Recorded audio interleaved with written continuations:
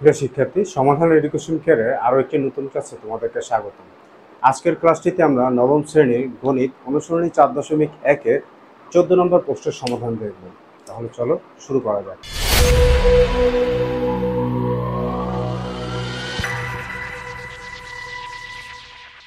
প্রথমে আমরা আমাদের প্রশ্নটি একটু দেখে নেব, যেখানে বলা হচ্ছে x to the power a divide by x to the power b to the power a plus b এবং x to the power b divide x to the power c whole to the power b plus c equal to আমাদের প্রমাণ করতে হবে 1।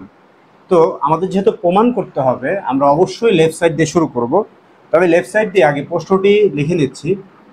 Left side equal আমাদের এখানে কি আছে, x to the power a x to the power b whole to the power a plus b, এরপর into x to the power b x to the power c whole to the power b plus c, আবার into x to the power c x to the power a whole to the power c plus a। এটা হচ্ছে আমাদের left side. এখন আমরা কিন্তু জানি যে যদি ভাগ আকারে থাকে, কি আকারে থাকে, ভাগ আকারে, মানে আমি এখানে পাশের সূত্র লিখে দিচ্ছি। যদি সূচকের অঙ্কে আমাদের ভাগ আকারে থাকে, কি আকারে থাকে, ভাগ আকারে, তখন পাওয়ারগুলো একে অপরের সাথে বিয়োগ হয়, তাহলে a মাইনাস b হবে। এখন এইখানে দেখো আমাদের এই জিনিসটা আর হচ্ছে x to the power a divide by x to the power b সমান সমান x to the power a minus b, একই কথা, দুইটা একই জেনে। তো আমরা এটা যদি করি তাহলে আমাদের এখানে আসবে x to the power a minus b, আবার এখানে আছে whole to the power a plus b into x to the power b minus c whole to the power b plus c into x to the power c minus a whole to the power c plus a। এখন এখানে দেখো পাওয়ারের উপরে পাওয়ার থাকলে কি হয়, আমরা জানি যদি কোনো কিছুর উপরে পাওয়ারের উপরে পাওয়ার থাকে তখন একে অপরের সাথে কি হয়, গুণ হয়। কি হয়, গুণ। তাহলে যদি এটা গুণ হয় তাহলে এই a minus b a plus বির সাথে গুণ হবে। আর a minus b into a plus বির সূত্র কি, a minus b into a plus বির সূত্র কি, আমরা জানি এটা সমান হয় a square minus b square.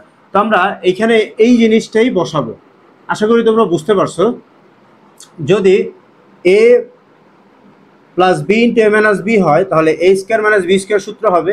আবার এইখানেও সিমিলার জিনিস, মানে c square into x c square minus a square. আচ্ছা, গুণ আকারে থাকলে পাওয়ারগুলো কি হয়, যোগ হয়। আমরা এই সবকটা এক্সের জন্য একটা এক্স লিখবো আর প্রত্যেকটি পাওয়ার একে অপরের সাথে যোগ দেবো।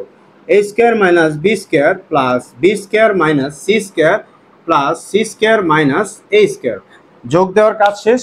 এখন দেখো আমাদের plus a square minus a square বাদ হয়ে যায়, বি স্কয়ার সি স্কয়ার বাদ হয়, সি স্কয়ার বাদ হয়। তাহলে আমাদের এখানে x টু দি পাওয়ার কি থাকতেছে, x টু দি পাওয়ার থাকতেছে 0, x টু দি পাওয়ার থাকতেছে উপরে 0। আমরা জানি সূচকের অঙ্কে কোনো কিছুর উপরে যদি 0 হয় পাওয়ার, তখন সেটা সমান কি হয়, 1। তাহলে এখানে আমরা বলতে পারি আমাদের এটা হচ্ছে কি, রাইট সাইড, যেটা আমরা এখানে প্রমাণ করলাম, প্রুফড। আশা করি তোমরা বুঝতে পারছো। এই ছিল আমাদের 14 নম্বর কোশ্চেনের সমাধান। যারা যারা বুঝেছো তারা অবশ্যই লাইক করো এবং বন্ধুদের সাথে শেয়ার করো, আর যারা বুঝোনি তারা কমেন্টে জানাও, আমরা অবশ্যই উত্তর দেবো। দেখা হচ্ছে পরবর্তী ক্লাসে, সে পর্যন্ত তোমরা ভালো থাকো। খোদা হাফেজ।